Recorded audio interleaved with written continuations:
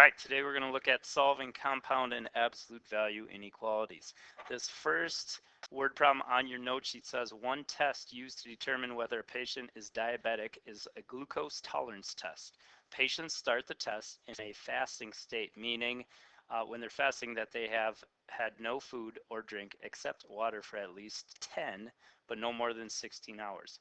Write the acceptable number of hours H for fasting by using an inequality. Well, reading through this, you see some of the phrases that we've talked about so far in this unit. At least 10.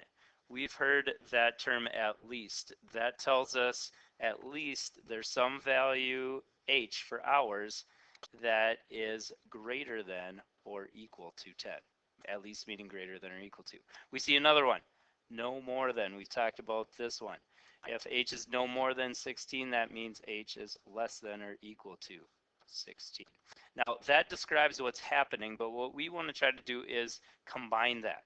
Okay, so if we were to graph these two out on the same number line here, with 10 and 16 being over here, we know that for this first one, everything greater than or equal to 10, that would be a filled in circle shaded to the right. But we also have on the same graph that H has to be less than or equal to 16. That's also a shaded in circle. Less than would be going to the right. And that runs into our other one. So for this, all our values are between 10 and 16. What we're going to do is write that as a compound inequality. And how you do that is you put your variable, in this case H, in the middle. You put your lower value on the left, your upper value on the right, and then you write in the appropriate inequalities. For 16, we can pretty much copy what we had before. We know H has to be less than or equal to 16. Now your other symbol has to match what's happening up here. But in this one, H is on the left-hand side, 10's on the right. We want to switch that around and see what that should look like. So just by switching these two around, putting 10 and H on the other side, it still needs to point at the 10. We can see that our symbol that we need to put in here should be the same one. Whenever you're doing a compound inequality, those symbols should go, both be pointing in the same direction. So this is a compound inequality that describes this graph. And that's what we're going to be working with today. Okay, so compound inequalities. There are two inequalities joined by the word and or the word or. Let's look at the first one. And inequalities are true if and only if both inequalities are true. So in this graph, in order to be a number that makes both of these true, it has to be not only greater than 1, that's this part of the graph, but it also needs to be less than 2.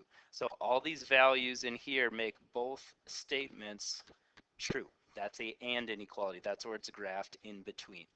The other type is a or inequality. Or inequalities are true if one or more of the inequalities are true. So here they both do not have to be true. Just one of the two has to work in order for it to be a solution. So we could either have numbers that are less than or equal to 1, anything in here, or anything in here makes this true. So or ones you'll see where they're graphed out in opposite directions. We'll look at both types today. All right, let's try one out. The first problem on your sheet, number 1, wants us to solve and graph this compound inequality. Well, you've solved inequalities before. We're going to pretty much do the same thing. If you were to solve this, normally what we'd look to do first is get this x alone, and we do that by starting to subtract 7. And you'd subtract 7 over here. The problem is we have two inequality symbols, which means there's another part over here that we also need to subtract 7 on. So by doing all that subtraction, our inequality is going to stay balanced. So let's subtract 7 from all those places. Here we get 6. We still have 2x remaining in the middle, and we have 10. Now we're still not done because we want to get x by itself. So now we've got to get rid of this 2. It's being multiplied. We divide by 2. We divide by 2 here, and we also need to divide by 2 on the other side of that inequality symbol. So our final compound inequality now has only x in the middle. We have 5 over here and 3 over here. Now we know where our values are going to be. This is the statement that we want. Now if you're graphing that, Okay, put your numbers on here. We want to have open circles just like we did before because it's not equal to. So open circle at 3, open circle at 5. And then we want to see where do we need to graph. Less, this is saying less than 5, that's going this way. And then this other part over here, okay, if that's hard for you to read, switch them around. It's pointing at the 3, that's greater than 3. This is a and 1. It's all the values in between 3 and 5. Make this true. And that's it. Okay. I want you for tomorrow to try 1B. See if you can solve this one and also graph it out. Let's try C. Now this one is a OR inequality. You can see the word OR actually right in the problem. If you're doing one of these OR ones, you simply need to solve both of these inequalities separate and see what they look like. So if we were solving this first one, we'd want to get our numbers together by subtracting 5, and we end up with x is less than or equal to 2. Or, now we got to solve this other one. Add 6 to both sides to get the numbers together. And we get that x has to be greater than 8. That is the solution. Now you just got to graph it out. So again, draw a graph, get 2 and 8 on there. And then you need to put the right symbols. Now this first part says less than or equal to. That's a filled in circle. Less than is going to the left here. Greater than 8, we don't want to count the point here, so open circle. Greater than numbers greater than 8 are to the right. So you can see OR ones, remember, it's going to be pointing in opposite directions. All right, so we should be able to solve those types of ones. Now, the other type where compound inequalities show up is an absolute value. Remember, absolute value is the distance a number is from 0 on the number line. So if we wanted to evaluate absolute value of 7, we've looked at these before, you'd want to think of, okay, here is a number line, here's 7. How far is 7 away from 0? We know that it is 7 away.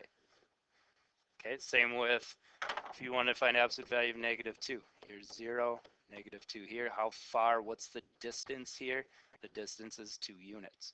So the answer to this one is 2.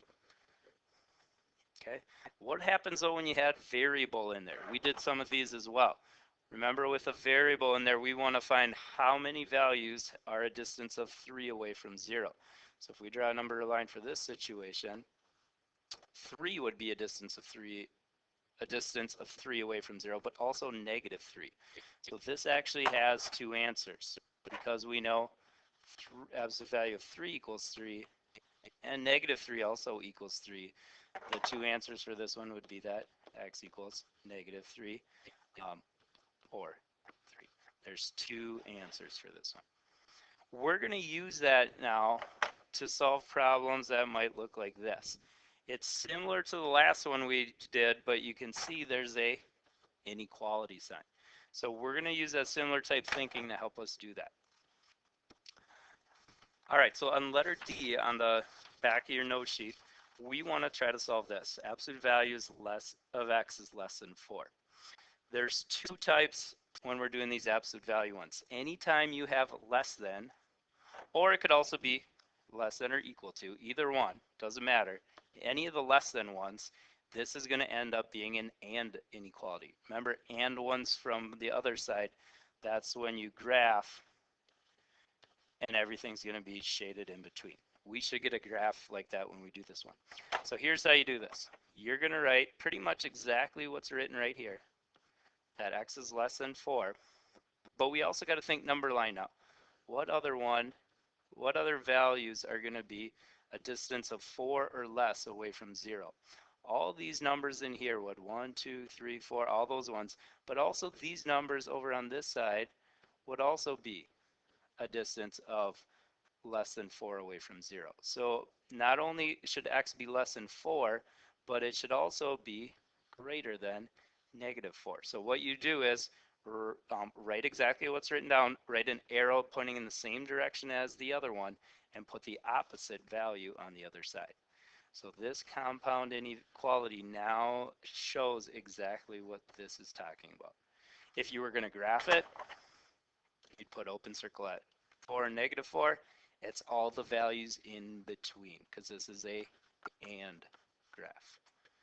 Okay, it's saying less than 4, and if you read it going this way, it says x is greater than -4. All right, let's compare that to e. E is the same number, absolute value of x again, but the symbol's the other way. Anytime it's a greater than 1 or greater than or equal to, that's an OR graph. Remember OR graphs from before? That's where you're going to have two values. The arrows are going to end up going in opposite directions. So you do this one kind of the same way. X is greater than 4. The other number from the number line we know, besides 4, that is the distance of 4 ways, -4. So you put the same arrow, same and the opposite value here. This now describes what's happening here. We just need to graph that out now. So this part of it saying greater than 4, that would be an open circle pointing that way. This other part over here is saying something else. If we flip those around, so x is here, -4 is here, it's pointing at the x. That's saying less than -4. Values that are less than -4 are going to be that way. So here is the answer with the graph. So OR ones always go in opposite directions. Here's a way you can remember that, okay, because it's kind of hard. Less than, anytime it's less than, the word and is almost kind of sounds like it's in the word less than. Less than ones and graph, you should have shaded in between. Greater than, greater, or is almost in the word greater. So greater than or graphs, those are the ones pointed out in opposite directions. Let's try one out now, a little bit harder one with absolute value. Let's say we're doing problem 2a here. We want to solve this. So if you're going to solve, we want to basically write this exactly how it's written here. Greater than 6 without the absolute value sign, but then we got to figure out, okay, if we're looking at numbers on the graph here, we got 6, but also -6 is that same distance away. So we want to write the same arrow, same direction, with the opposite value over there. Now if we solve that, we'll get our solution. Our goal now is to get this middle so it's only x. Let's start out doing that by adding 12. Remember, now we add 12 here, here, and over on this other side. So by doing that, we're going to get 6. Arrow stays the same way. We haven't done anything that needs to change the sign, and we get 18. Now we got to divide. Divide by 3, 3, 3. And doing that, now we have plain old x here, greater than or equal to 6, less than or equal to 2. Now if you're going to graph that out, get a graph, label it so you got your numbers. Okay, and we want to make sure we're graphing what it says here.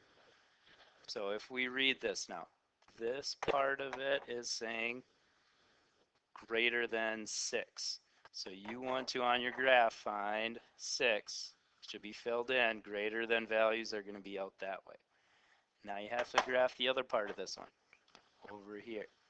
If that's hard for you to read, remember you have to read from the variable, flip them around. If we were to flip these two values around, it's pointing at the x. This is saying less than or equal to 2. So for that one, again, we'd want a filled in circle. Less than 2, that's going to be out that way. So this one, we got values pointing out. Now we should know that, remember greater than, this is a greater symbol. Or graphs are always going to be pointed out in the opposite direction when you graph. Okay, I want you to try one more for tomorrow. See if you can solve 2b here and also graph it out.